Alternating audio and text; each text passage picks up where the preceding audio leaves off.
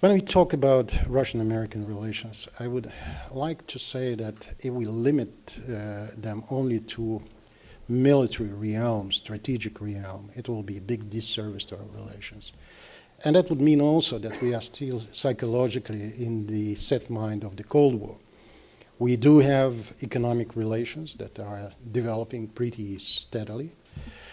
Last year was very interesting, even on the backdrop of the economic crises both in the United States and Russia. We had a net increase in our bilateral trade, and it amounted last year to 36 billion, according to American statistics. It's similar according to ours, but the tendency is the same in your statistics and ours. 36 billion, is it a big figure for the sizes of economy like yours and ours? Most probably not. The trade with Russia amounts only to 1% of the trade that you have with other countries, only 1%.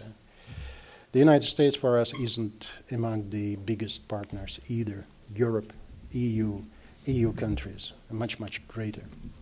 But at the same time, what we had been witnessing during the last 5 plus minus years is that the bilateral trade has almost quadrupled. And it's a good tendency. It is a good tendency. And we want it to continue.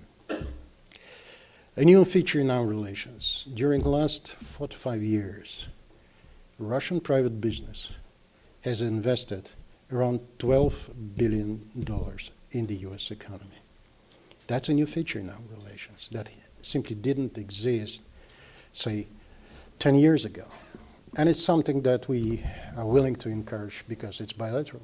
Because during the same period of time, the United States business has invested about $12 billion in the Russian economy. So we are equal. And that certainly increases ability of our respective companies to cooperate together. It reinforces position of your companies here and our companies in Russia. So it's one of the few examples that we can bring that is win-win situation both for the United States and Russia. And I think it was back in Bratislava at one of the first meetings between President Putin and President Bush that they had agreed that they would be encouraging mutual investments.